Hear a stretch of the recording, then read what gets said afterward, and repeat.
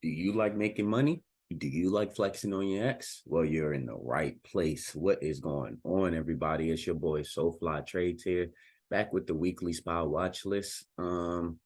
And today I have a few, decent levels, and I want to talk to you guys a bit of what I see on the bigger time frames that might have a big impact on trading intraday on the smaller time frame. So, without further ado, let's go ahead and jump into it. So what I see here is,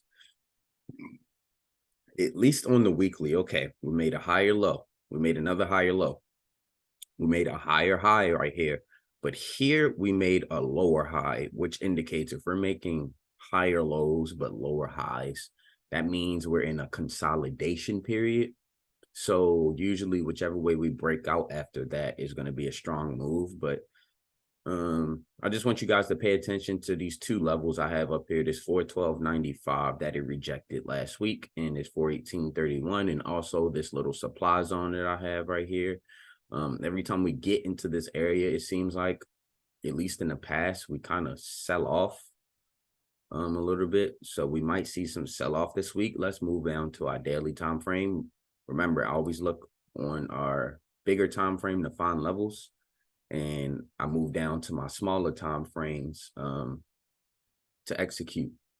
But I find my levels on my weekly and my daily, just for anyone wondering, weekly, daily, and sometimes hourly, maybe 15-minute, maybe 15, but usually the hourly and up, hour, 4 hour, daily, weekly.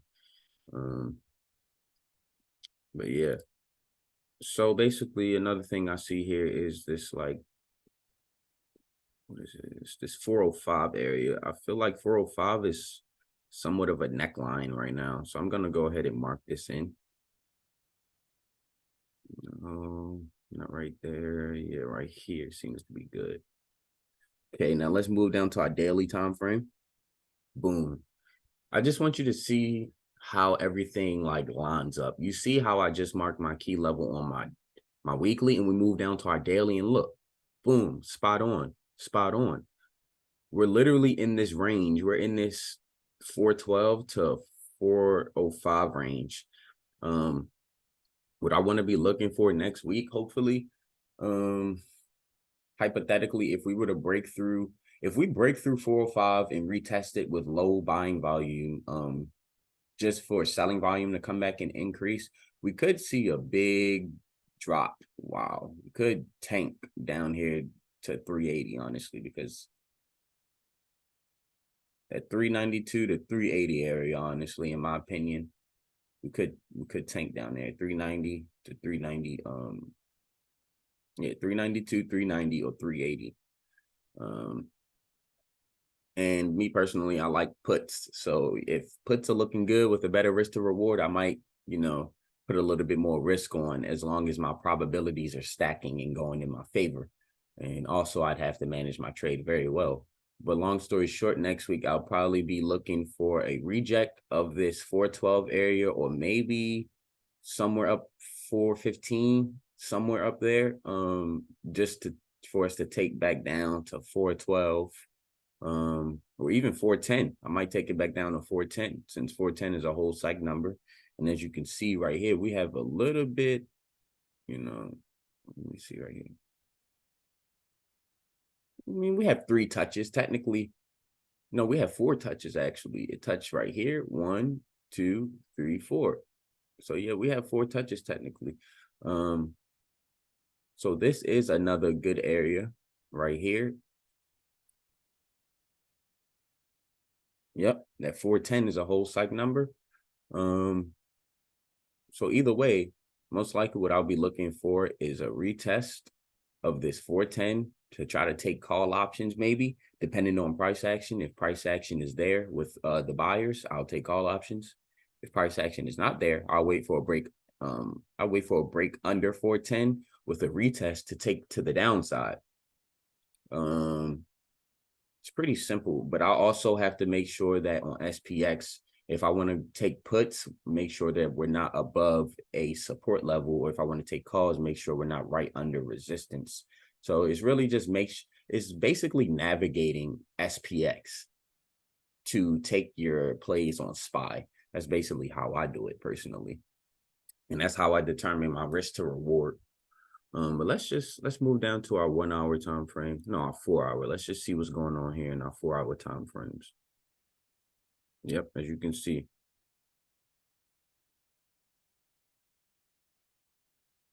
Chopping up in this area. Looks like we had buyers down here a little bit at 410.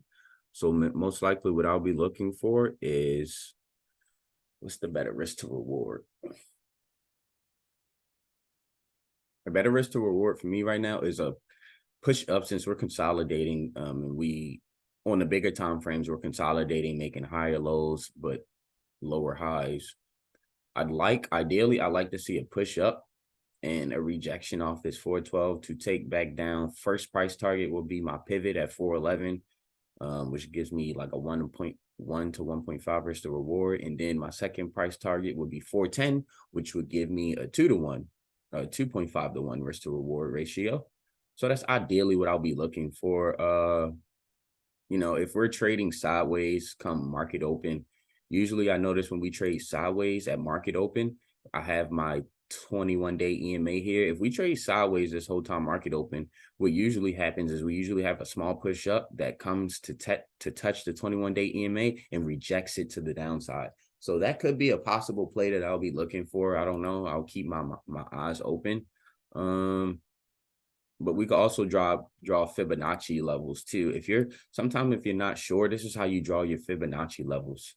If I want to look for rejects, I go from the previous high in this area to technically the previous low in this area is right here. Boom. Boom. Found levels. Already found some levels that it's reacting off of. It's reacting off of this 412.22 area, which is my 61.8% fib, which holds a lot of weight with me. And as you can see here, we had some reactions around the 50% area in the past over here at 411.02. So yeah, I think that will be my plan, is to reject this 412 area. I hope we could come up, push up to reject 412 to take it, back down.